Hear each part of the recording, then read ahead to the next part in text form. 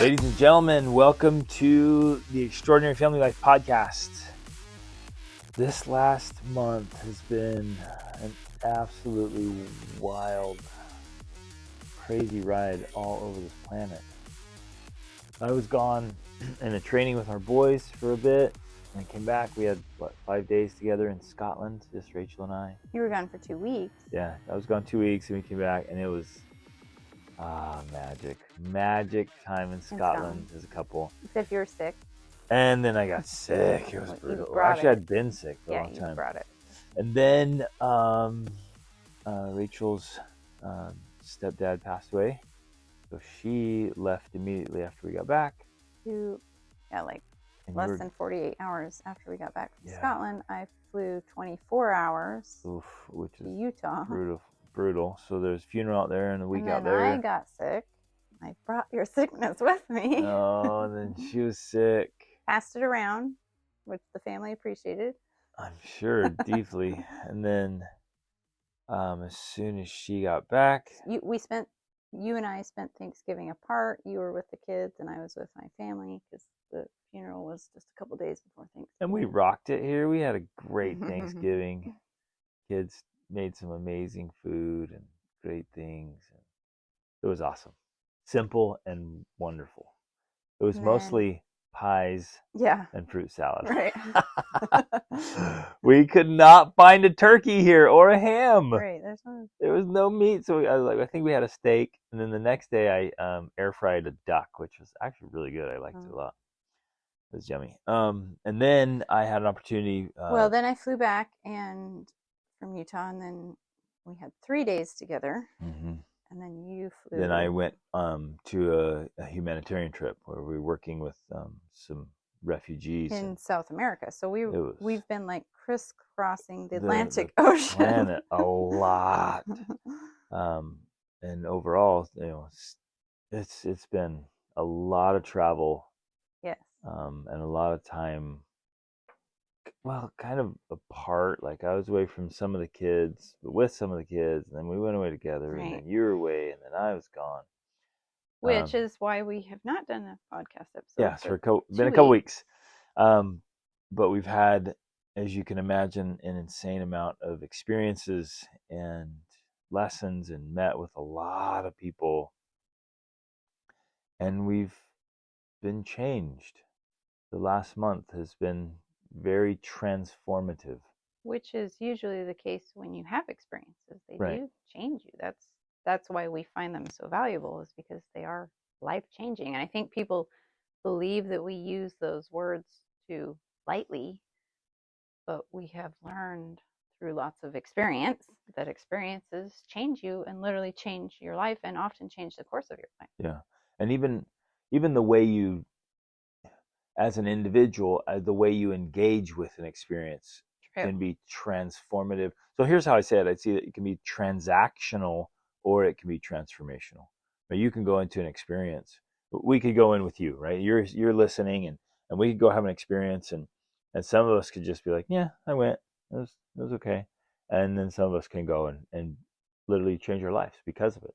Well, I think it ultimately comes down to essentially the internal dialogue you're having while you're having the experience. And that's very fitting for today's topic, because you have to be all in. So sometimes you can be there, it's like the saying that the lights are on but no one's home, right? You can be there and you could be thinking about something else. Your body is there. Yeah, you could be, you're not really truly present, or you're not allowing yourself to feel fully for whatever reason. You got this limiter on your thoughts or your feelings or whatever. Or you can show up and be truly all in, fully engaged, like allowing your heart to feel whatever is there to be felt, and allowing your brain your heart to be touched. Yes. And allowing your brain to embrace all the sensory stuff, everything from sights and smells and words. You can really connect with the place and with people, or you can just be there and be disinterested and distracted.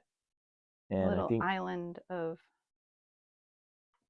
well, sometimes, disconnection in a way. right, an island disconnection, and sometimes the disconnection is pride or narcissism. Sometimes it's a lack of, Fear. yeah, it could be fear, it could be your own insecurities.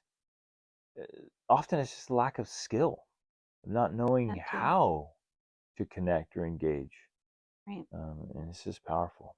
But Well, and well, I was just going to say really quick, we're also excited now that we are back together. We're going to be together for a little while, and we're excited for the plans that are coming up because in 10 days or so, we're leaving to drive from Portugal, where we are now, to Morocco. And we're going to drive through Spain and do a little road trip. I think we're planning to take, I don't know, 7 to 10 days to drive from here to Marrakesh, where we'll spend Christmas. And then we're leading a trip that is going to be incredible. I'm literally so excited. I mean, I get excited for all of our trips, but for some reason, I am so excited about this trip because we're going to be leading a group into the Sahara Desert where we will spend New Year's Eve, and it's going to be awesome. That's all I can say. We're going to spend New Year's Eve in the Sahara Desert, and we're also reading The Alchemist, which we're going to be discussing. If you haven't read that book, you definitely need to read that book. it's sitting here next to us, and I was yeah, reading the quote on the back. It exactly. says, "To realize one's destiny is a person's only obligation." Yeah. What a great way to end a year and get set up for a new year. Exactly. And he talks about, living your personal legend. And so we're going to be discussing that while we are in the Sahara Desert for New Year's Eve. Yeah. It's going to be so exciting. Amazing. So awesome. So we're very excited for this upcoming trip. Before we dive in, I want to just kind of share a perspective from this last humanitarian trip. If you can, and it's hard to put yourself in somebody else's shoes. It really is quite challenging until you experience something yourself. It's hard, you can hear what people say and they can tell you their story and you're like, oh, you try to understand, but until you've experienced it, it's hard to know what people are going through. But I wanted to just kind of throw this reality check for all of us that these sweet, innocent people flee from a country they were born into. And none of us, you were working with refugees. Yeah, none of us choose the country we're born into or the time. It's just we arrive. And some of us are born into a time and place where there's freedom and opportunity, and then others are born into a time and place where there's not. And circumstances can be so good for some of us and so absolutely wretched for others. Of no fault of their own. Our own. Either and way. So some of the people we met, they'd left this country because things had gotten so bad. I mean, and again, try to put yourself in a situation where your circumstances are so horrendous that you sneak out of your country and into another country, usually on foot, in hope of finding something better. It's so bad that you just go illegally, knowing you can't get legal work because you're a foreigner. And so you go looking for hope, and then in desperation, there's always somebody there to exploit. Well, I think the perfect example of this, which is not uncommon, is in the book. It's called In Order to Live by Yeonmi Park. And similar thing, she escaped from North Korea into China, and her entire, people, she mentions later that people talked about how brave she was and all of this, and she's like, that had nothing to do with it. I was hungry. I was so hungry that I thought surely it'll be better in China, because she said she even lived close to the river where she could look across to China and she could see the lights on at night. And that was a thing because they didn't have electricity at night in North Korea. And she could smell food sometimes from there. And so she just thought, that's all I want. I just want to sneak across this river so I can have So I more can food in eat. China. Well, of course, what often happens is the people who helped her cross had nefarious purposes, and so they essentially trafficked her. She became a sex slave, or trafficked for sexual purposes, and they would sell them off to Chinese men who couldn't be, because China doesn't have enough women, so they would sell them as brides to Chinese men, or they would just work in call centers talking to men on the phone, or they actually were working in brothels as prostitutes. She did all of those things. And you're right, it's actually a very common thing that's still going on today constantly. It's going In on the in millions. nearly every country, Yep. including America, Yep. including the countries you went to, which we're not naming at this point for reasons. um it's happening all over the place. And what just breaks my heart, and the reason I'm the reason I'm sharing this, well, we have to be more aware of what's going on outside of our own little corner of the world. We have Which to expand our own realities. Right, which, as we were talking about this with friends last night, you got home last night, you flew in, and then we went out with friends who are in town but are leaving Portugal. And we were talking about how our lives, particularly meaning probably including many of the people listening to this podcast, not all, but definitely the four of us who are at dinner and the people we know, we've never experienced those types of hardships. Even you, who were out on your own at 16, you often went hungry, you were very lonely. I mean, you were bringing this up, that's nothing compared to what most can you say most of the world is dealing with, as far as privation and hunger and loneliness and all sorts of terrible Suffering. things. Not Absolutely. even to mention that is the norm for the history of most of the world. And so, in a way, we kind of are living in this isolated bubble of comfort and luxury and safety and prosperity that's very rarely, it's been extremely rare in the history In of the the history of the world world. to experience. And then we have the audacity to complain about it. And go around telling each other how hard our lives Well, we are. have the luxury to complain about things that people haven't been able to complain about for a long time, including at the extreme end, which gender we are, and what pronouns we want to be used to refer to us. Like, these are luxury issues to be able to even talk about or make an issue of. It's crazy in many And the ways. stories I heard, and the things I saw, and these people that we got to meet and help, it just absolutely breaks your heart, and just boils your blood in anger, realizing that wherever there's a disaster, man-made or natural, there are evil people waiting to take advantage of suffering, desperate people. Mm-hmm. And Particularly women and children. they're already hopeless and desperate, and evil people are waiting, whether it's on the border of, in China, on the border of North Korea, or in Ukraine, or at the border in Mexico and the US, like Mm-hmm. wherever it is, there's evil people waiting to take advantage, to prey on these predators. They prey on easy victims, and desperation makes you Mm-hmm. vulnerable. And so they do that, and it makes me so angry.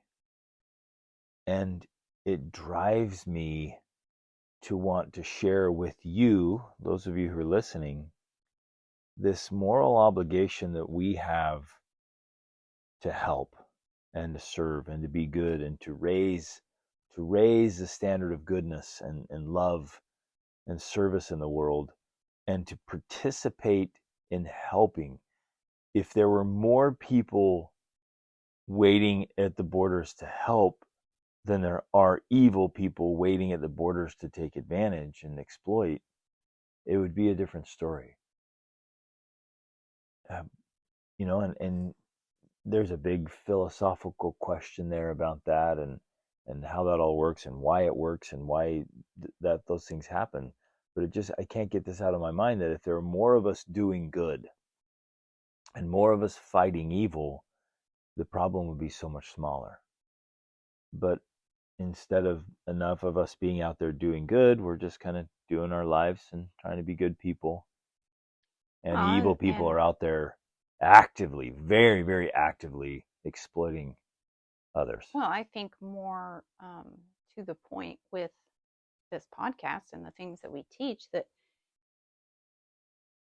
our goal is helping families to, we often talk, get out of survival mode. Like, so many families that live in this bubble of prosperity and abundance and peace and all of that are still struggling to survive their days. I mean, that's a common phrase, especially coming from moms. And I get it, because there's demands on being a mom.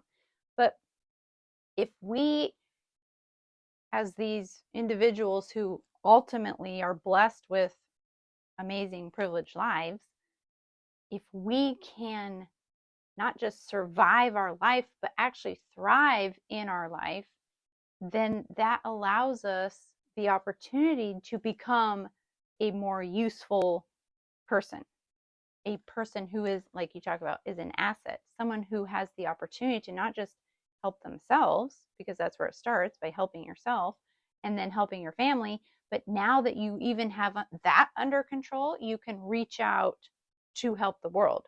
Because the worst thing, and we've seen this before and we've talked about it before, the worst thing you can do is be like, oh my, I'm going to go save the children in Mexico, and neglect your own family. Because that happens too. We've seen plenty of people who, at the expense of their own family, are out trying to save other people. And that's not what we're talking about either. We're talking about this beautiful,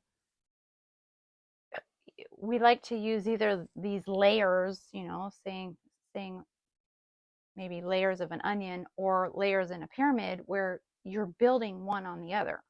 And it's not missing parts or pieces. You're not doing one at the expense of something else.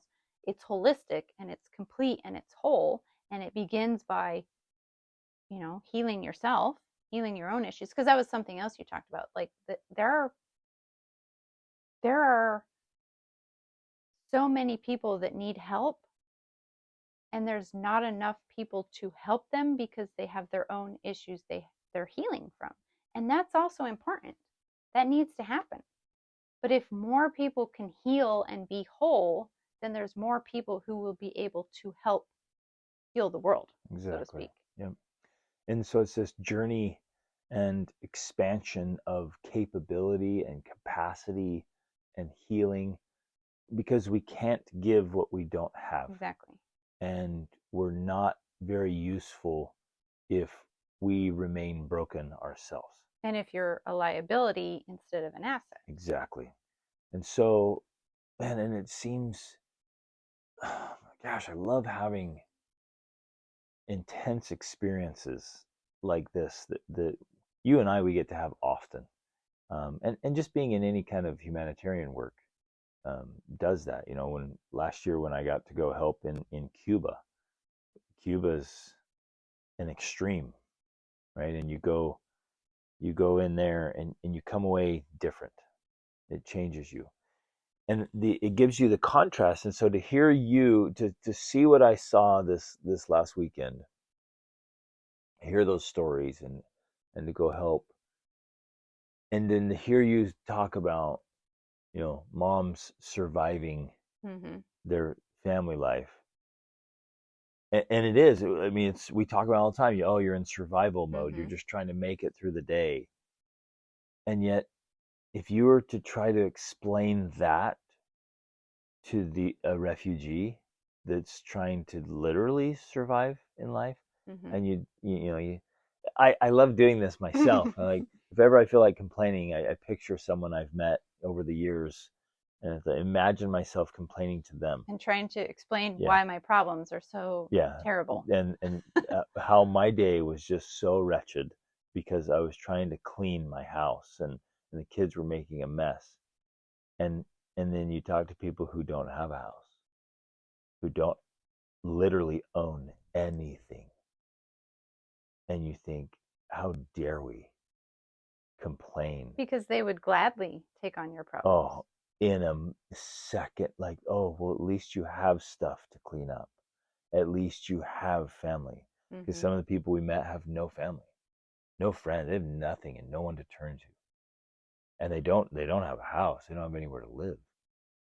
And we're complaining because it's hard to clean our huge houses, our huge, beautiful, modern houses, and all the wonderful things we have.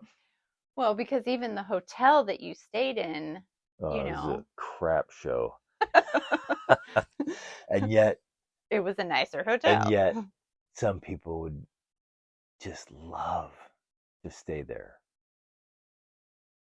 And that's why I love sharing stories with you listeners, and with people we meet, because you go out and you have these experiences and they're just the best reminders, and it's just a reality check for the things we're taking for granted and the perspective we have lost. Mm-hmm. And so we need to know what's going on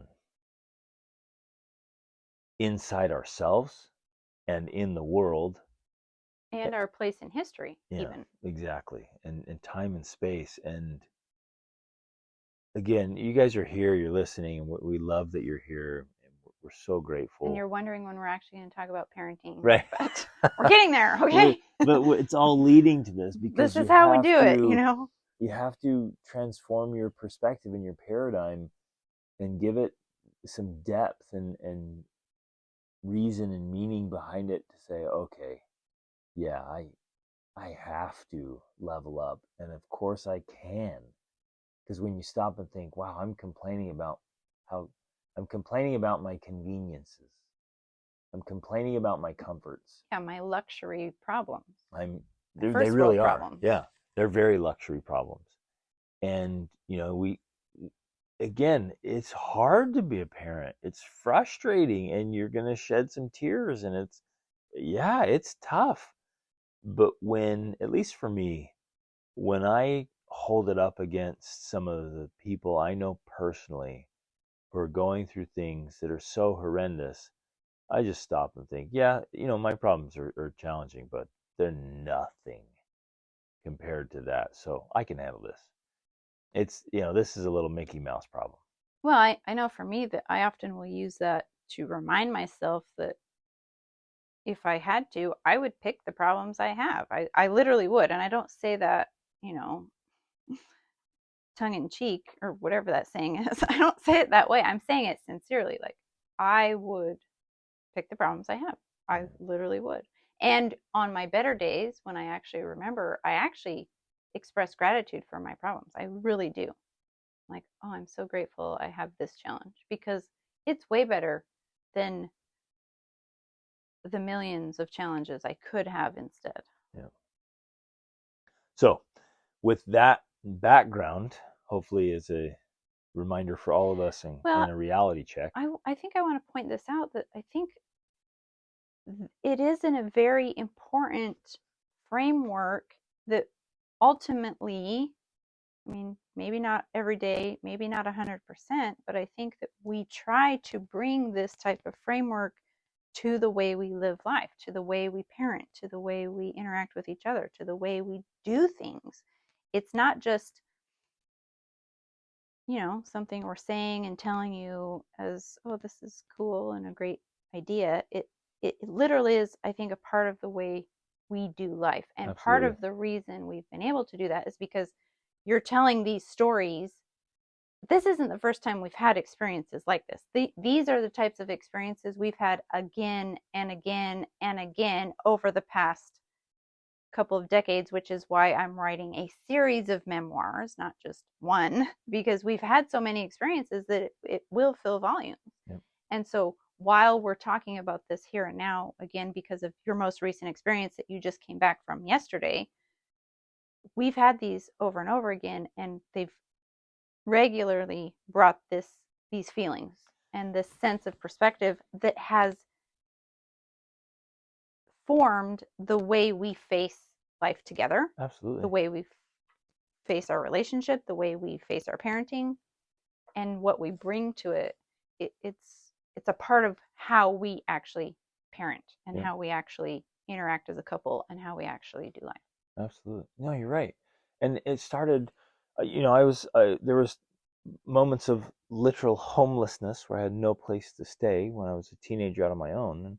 And there were some tough years, and they were incredibly hard. And I remember thinking, gosh, I'm suffering so much. Other people have it so good. This is so horrible. Why me? And then I had opportunity to go to Peru to help and serve and teach. And it was immediate wake up call. I thought I had it bad, and I got to Peru. I'm like, my homelessness was sweet. Like, I had it good. That literally happened. I got to Peru and saw the absolute horrendous, especially Peru in the 90s. Yeah. Oh my goodness. In the now 90s. Nice. Yeah, now if you guys were to go to Lima, you'd be like, what is he talking about? This country is amazing. And Peru's and it still has the bad parts, of course. I love it so much. But even the bad parts where we lived, I got mugged I got robbed a couple times a week in some of these areas. It was so bad. You had diarrhea I had diarrhea the whole time I was there, with lice and fleas and a hole in the ground as a toilet. Yeah. Oh man, it was, and there was there was no garbage system, and sometimes no sewage system. So if you can imagine millions of people and no garbage service, it was just downtown Lima had 6-foot high piles of trash with rats that were way bigger than cats. I mean, the rats would have eaten cats. It was bad, and people lived in that. They lived in the trash. They lived on the streets. They lived out in they would find pieces of metal and plastic, build a little hut in the desert, and that's where they lived to raise their families. So when I saw that, I was like, my homelessness was nice. It'd be great to be homeless in the States again. It was that was the beginning of it. And you're right. Now I've been in over 56, 57 countries now. And I love going out to serve and help and teach and comfort. Well, and to be taught, essentially, and to learn. Yeah. And to be served. Whether it's people who had leprosy in southern India or a shanty town in Morocco. I mean, or the Dominican Republic. Right. Where these little villages that had nothing. So we go out, we have the experiences, and they form and shape our own reality, our own paradigm, our own personal philosophy. And then, of course, I teach them to our kids. And then I teach them I teach. I have one class that I do for youth because I love youth. I love helping them, giving them the tools to create a great life. It's called our Habits for a Successful Life class. And I teach them to the youth. Enrollment's open. Yeah, our new one's starting in a few weeks in January. And I tell these stories, and we read great books and discuss them. And then with my coaching clients, and with your 28-day challenge group for women, and my Be the Man group for men, like these communities, and I share these stories and teach these principles because they can instruct us and guide us and give us the perspective that helps us be better husbands and fathers and wives and mothers, and better people. That's why we do this stuff. And it matters so much. It does. It really does, because literally as you returned from this changed, we're having conversations, and part of the conversation is like, because it often does feel so hopeless, like, how do you change the world and save it? It's It's hopeless. And then there's the story about the starfish, Google it if you don't know, but basically there's all these starfish on the beach and they're dying and someone's going along throwing them in one by one. And it's like, well, what's the point? You're not making a difference. And they're like, and the guy's like, well, I'm making a difference for this one right here. That's it. It's the one. But part of the big picture solution that for us, it comes back to strengthening families, strengthening individuals, and strengthening marriages and strengthening families. That really is, if not the answer, a major part of the answer, the solution to making the world a better place. It really is. And so if you want to make the world a better place, then you start with you. You make you a better person.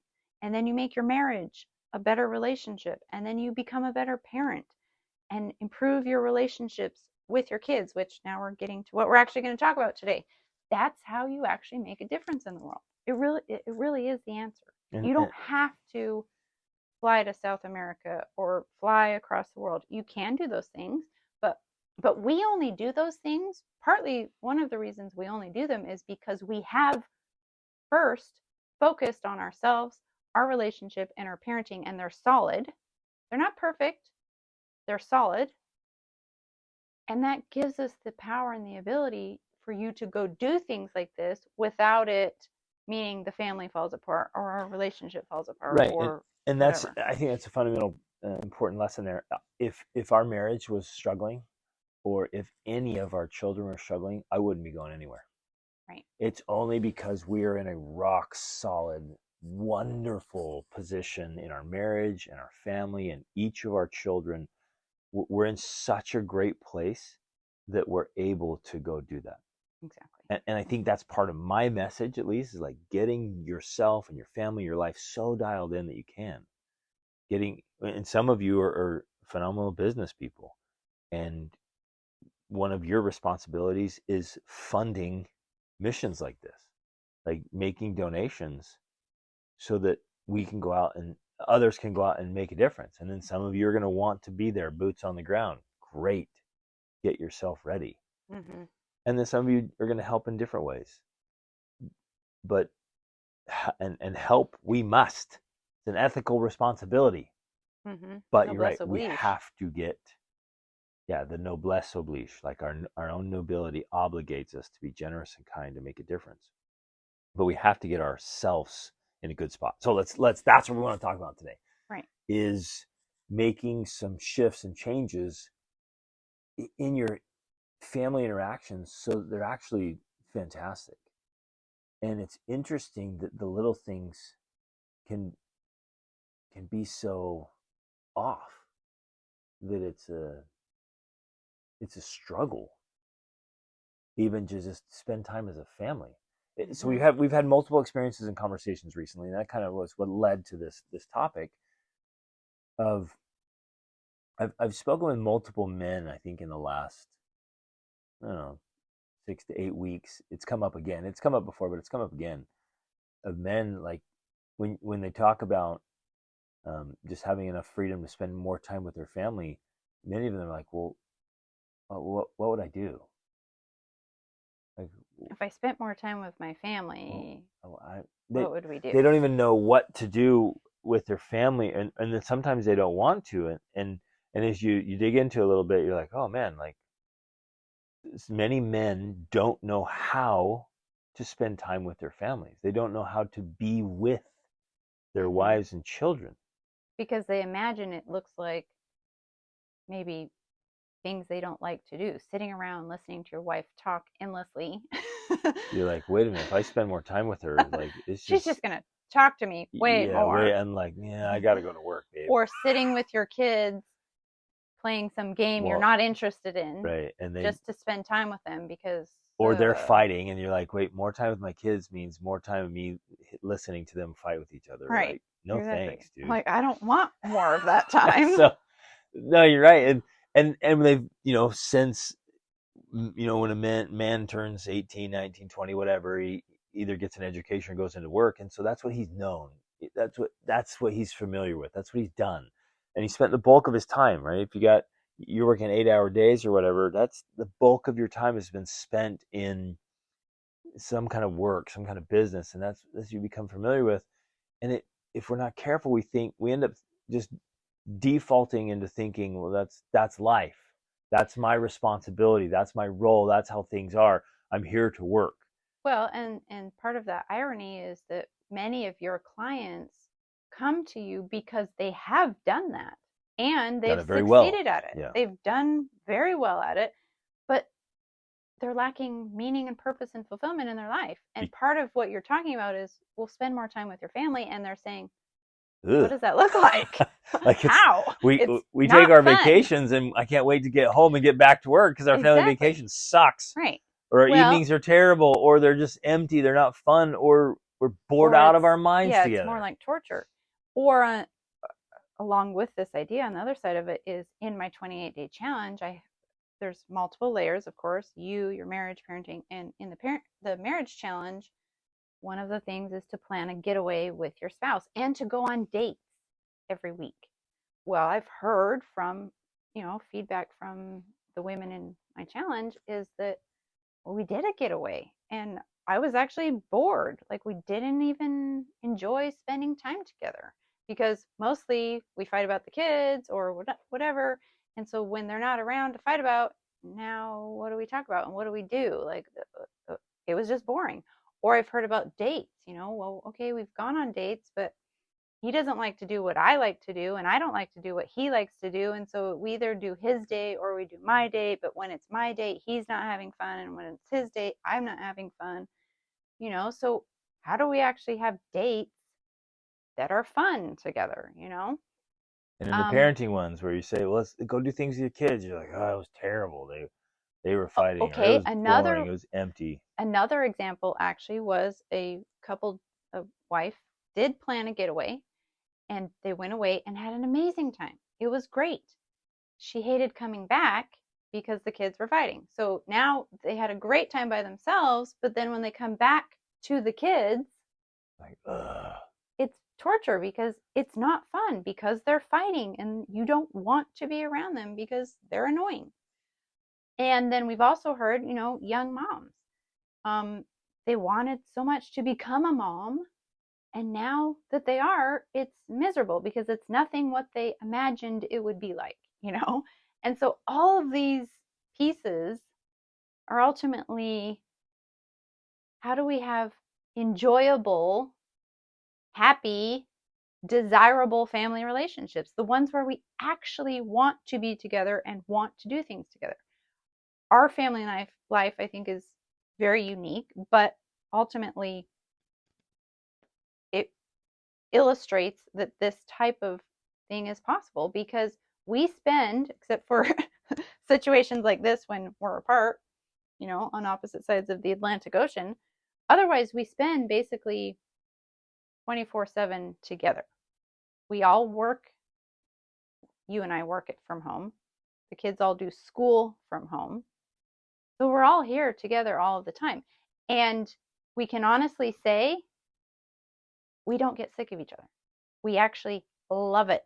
And we want to spend more time together. We're constantly wanting to spend more time together. In fact, while Dad was gone, while I was gone, and then while you were gone, all of the kids are just like, when are they going to be back? We want them back because they love spending time. And we're talking about our teenagers, not to mention the younger ones, of course, but the teens and the young adults. We actually have young adults here with girlfriends, and they want to spend time with us. They're like, when are they going to be back so we can hang out, so we can have fun and do things together? And so if in your life you're struggling to be around each other, or you're bored with each other, or there's some emptiness, if it's not awesome, I want to invite you to consider that as a symptom and a sign that there's some more development that needs to take place. There's some growth, some refinement, some strategic paradigm shifts. Yeah. Well, you're shifting your perspective or paradigm, your mindset, and your actions and your habits and your attitudes and your skill set, right? You've maybe reached the limit of your relationship building skill set, and it's empty. And Rach, as you were telling me about and telling us right now about those couples that they either like they're bored or they can't do a date or a getaway, my immediate thought is, man, as soon as the kids are gone, that couple's going to get a divorce. Like they have no relationship, and that it's so sad to me. And we've Mm-hmm. heard that, and the reason I say that is because I've heard that so many times. Like they kind of, while they're raising the kids, they had something common to work on. As soon as the kids were gone, they realized we don't even know each other, we don't even get along, we don't even like spending time with each other. And so they either tolerate each other in misery or they just separate because they're like, well, who are you, and Mm-hmm. why are we together? And we don't like the same things. We don't do the Right. same They things. haven't grown together. So the whole point of this particular episode is we wanted to invite you to evaluate your whole family dynamic. So the marriage first, and then with the kids, and find out, like, do you like being together, and what do you do? So, and there's Well, and layers. There's share tons of some layers of this. and share some skills, some strategies, some approaches for actually making this something that's enjoyable, because we are very intentional about all of this.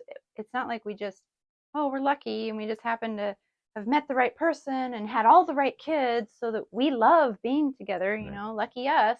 No, we've been very intentional about developing and structuring the type of family culture where this is what it's like, but not because of luck, but because of intentional effort and work. Exactly. And so it's inside the layers of it all, it's enjoying being with each other, but also enjoying what you're going to do together, Mm-hmm. and so that it's meaningful and purposeful. Because there's some clients who are like, yeah, I love being in my family, but and then we get talking about it, and then they're like, yeah, but after about an hour or two, like, I gotta go do some work, I gotta go do something. Mm-hmm. And I'm like, oh, that's interesting. I'm like, what's happening during that hour or two? You know, and what you realize is some people, and there's so many varieties here in so many different situations, but some people, they're together and it's okay, but it's empty. There's no meaning, there's no Mm-hmm. purpose, there's no adventure, there's no challenge, there's no fun. Right. It's just like, yeah, we're just together, and it's nice, but okay, now I need to do something. Right. Which I actually understand that way of thinking, because I am personally a very ambitious person and someone who likes to be productive. So I like to be productive with my time. And and I can imagine for a lot of people, if they think, oh, spending time with your family, that means this unproductive, hang out, do nothing type time. That's not what we're talking about, because I also don't like doing that, right? So, as we're thinking about this and thinking about strategies and approaches, I think one of the underlying approaches that we take to creating this family culture where we enjoy being together is that you and I take our personal ambitions and turn them into family ambitions, for lack of a better phrase, right?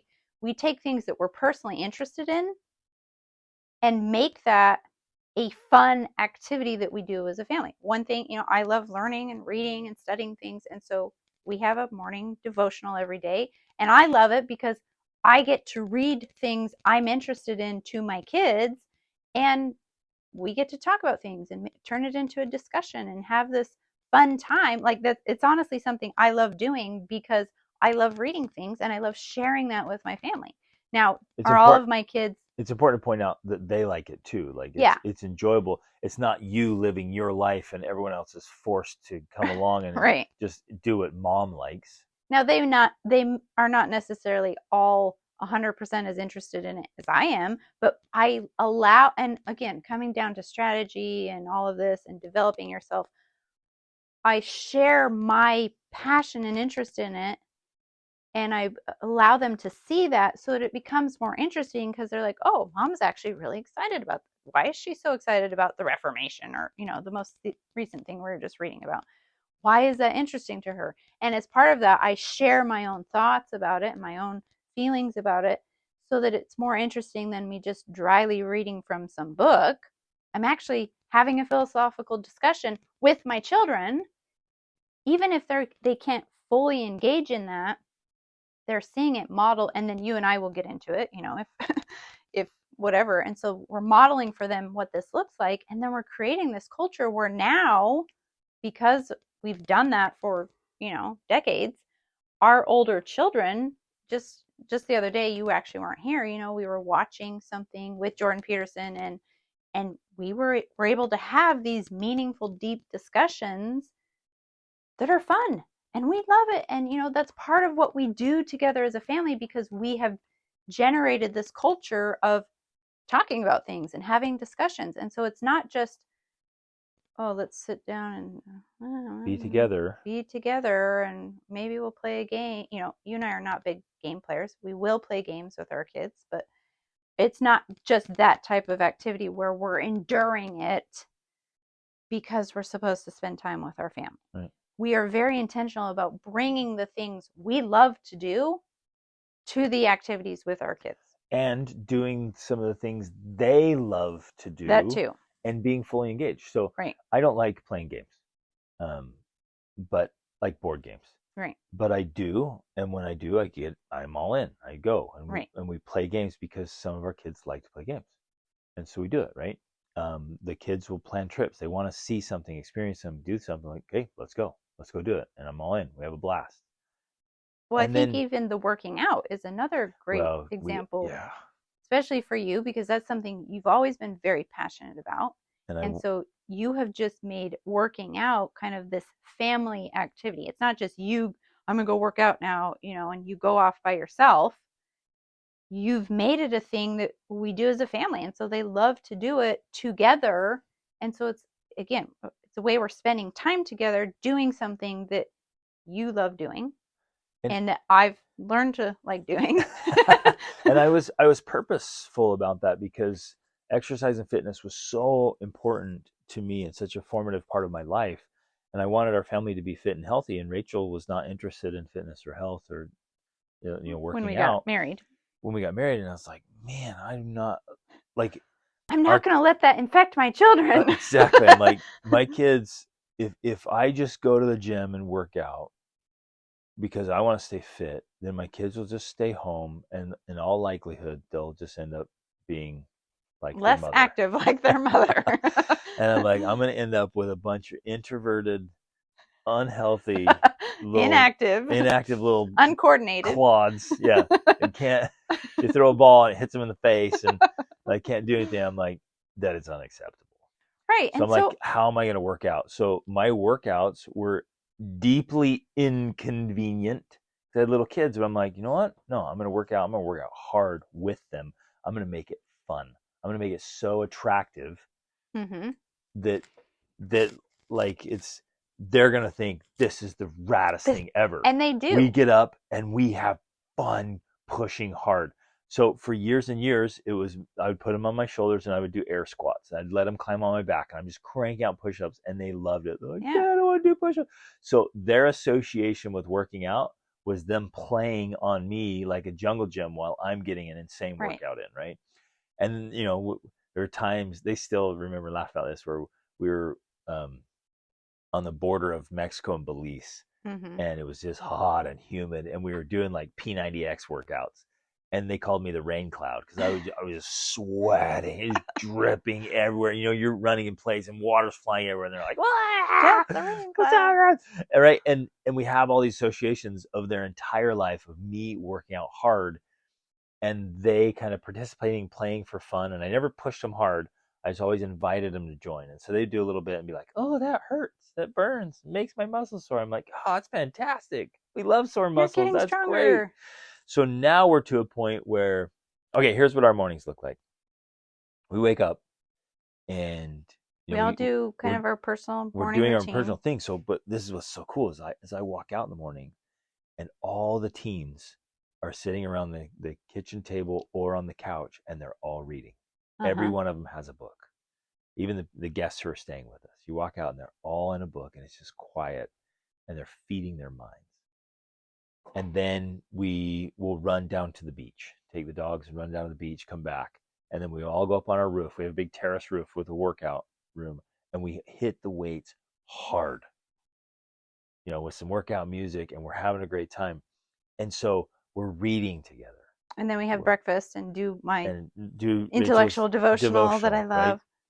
And so we're having discussion. So we spend these long mornings together, reading, working out, going to the beach, because where we are, or we'll go to the mountains or wherever we are, eating healthy food together, so making meals together, cleaning up together, having great discussions together.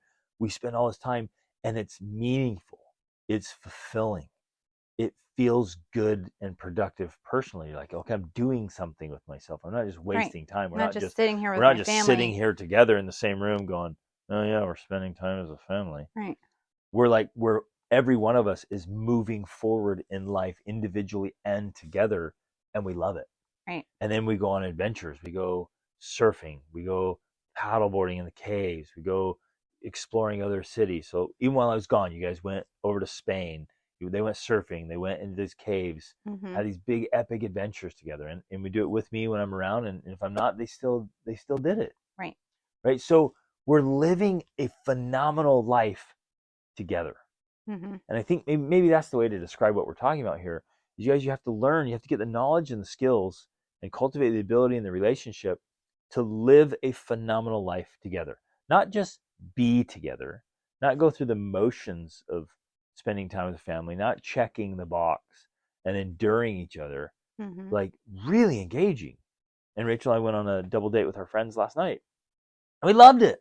We had great food, live music, sitting by a little fire in the restaurant, and had great discussion. And whether we're with friends and another couple, or it's just the two of us, or if we're with our kids, or with our kids, it's that type of experience that we're living and enjoying. I think I was just thinking while you were talking, there's a couple of things that our two youngest have said lately that I think embody the culture that we've created that has come from being intentional. They're 7 and 9, and speaking about the workout, this was before you left for your trip. We were all up there working out, and our 7-year-old came up, and she just gotten up, so she wasn't there for the whole thing, but she came up and she did some push-ups, and then she said, I wanted to quit because my arms were tired, but I kept going. And she just knows, like, that's what you do. You get up, you go up, you work out, and you push yourself because you push your limits. That's what it's about. It's about pushing your limits. I remember that moment. You guys, the proud dad moment. Yeah. Her form was perfect. Yeah. And she was cranking them out. She's 7. She must have done 15 or 20 perfect form push-ups. And I was like, this is amazing. Yeah, exactly. She's tough. And that's it. She's embraced already the Denning family culture. Right. And then the other thing with our 9-year-old, I think this was while you were gone, or maybe you were here, because you do your habits for a successful life class, and for all of our teens that are here, they're in the room with you, and she often will listen in. And I think after one of the classes, where I don't know what you had talked about, but the usual sort of stuff, she was in here talking to me and thinking, and you can see her little mind going, thinking of things. And she's like, because this is what our family's like, I just know that there's some things I need to change. And I think one of them is I plan one day to be like Dad and to give up candy, to never eat candy, because we don't have any candy, but sometimes when we go out and people give me candy, I eat it. But one day I'm going to not do that, That's and it was just so cute. Her little mind going, like, understanding that, yeah, I like the candy and I want to eat it, but one day I can just give that up, and because that's a part of our family culture. And so it's just so cool to see them understand this and embrace it and fully take on the culture of the family that we've been intentional about creating. And the intentionality is what, one, makes us enjoy spending time with each other, because we're not just sitting around whatever. We're doing things we want to do, essentially. And it has to begin there, because part of you think, well, I don't want to just do the things I want to do because my kids won't want to do that. Yeah, I think that's partly true, especially for us. We started young. Like we started when our kids were small. So it's just been something they're used to happening. And if you didn't do that, it's going to be a little bit harder. There's going to be, but it's still easy to find common ground. yeah, Where it you is. just have to be more creative. Be like, hey, what's something we can all do that we'd enjoy? Right. And there's a little give and take always. Yeah. You know, some of the kids are like, well, we want to do this, and you're like, that's lower on my list, but let's go do it. And you go all in, and you make it Yes. great. And then you say, here's something I know it's a little lower on your list, but it's higher on mine. Will you go do it and Right. be all in? They're like, yeah, you did it for us. Let's do it for you. Exactly. And then you start really enjoying these adventures together, and you're building this relationship where, you know, you always have to be the parents, but you can get to this place where you also love being friends Mm-hmm. with your kids. I mean, we never step away from being their parents and their mentors and role models, but man, they're our friends, Mm-hmm. and I love spending time with them. I love spending time with you, Rach. Like Mm-hmm. I never ever get tired of spending time with you, and we're living this extraordinary life together. And we do things that you love, and then we do things that I love, and then we do tons of things that we both love. Mm-hmm. And the way that works, the reason it works is because we've cultivated ourselves, our relationship, and our lifestyle. Mm-hmm. And that's the invitation to everybody listening. Cultivate yourself, cultivate your relationship, and cultivate your lifestyle so that you love being together, doing things you love to do.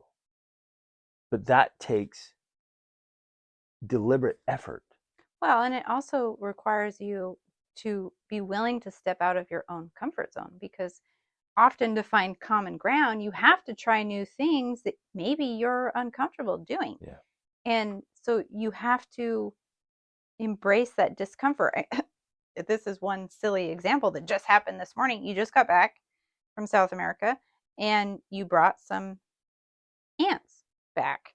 And so for family devotional today, I'm reading about, history. And then you come with ants for everyone to try eating, and you passed them around. I actually did not eat mine. I claimed that I'm fasting still with my intermittent fasting, and I didn't eat the ant. But it just We'll throws hold you in. down later and Yeah, make I you eat know. the ant. That's what I'm afraid of. Um, but it's being willing to try new things, and I know I'm saying that hypocritically here because I didn't try it. We try new things as a family. I just Rachel realized gets video. I got video of it. I just realized trying weird foods. It's just one of like I've tried it before. I've eaten pig brains. I've eaten, I don't know, iguana tamales. I've eaten weird things, and it's just for me the trade-off is not. That's one of the things. Been there, done that, tried it. I don't get a high out of it anymore, So I feel like I can opt out, but the principle Nobody still else at the remains. table got a high either. There was no reward from eating the ants. It's just for the experience. You just do it. You're right. But it still illustrates the point that you have to be willing to do some of these different things, coming back to building our relationship. You've tried things and I've tried things to help us find common ground of, oh, actually, we like doing this. We love eating sushi together. That wasn't something we started out knowing. Right. You'd never really had it. And I'd had limited amounts, but together we've learned, oh, we love having sushi. We love doing that together. And we found those things by, you're right, getting out and trying new things, exactly. being willing to experiment. Gosh, that's everything from sushi to sex. Mm-hmm. Like experiment with things. It's from fun to finances. Like experiment, try things, see what works, be deliberate. I think the invitation here is, if you struggle to be with your spouse or your kids, ask yourself why. What's missing? What's the missing piece? Is there not enough conversational depth? Is there not enough experience depth? Do you get bored? Do you get angry? You get frustrated? And pinpoint the problem and then get to work fixing it. Because, ladies and gentlemen, there's nothing better in life than having an extraordinary family life together, spending time together, and being your best self, like enjoying each other and enjoying life. It's the best there is. So, love you guys. Reach upward.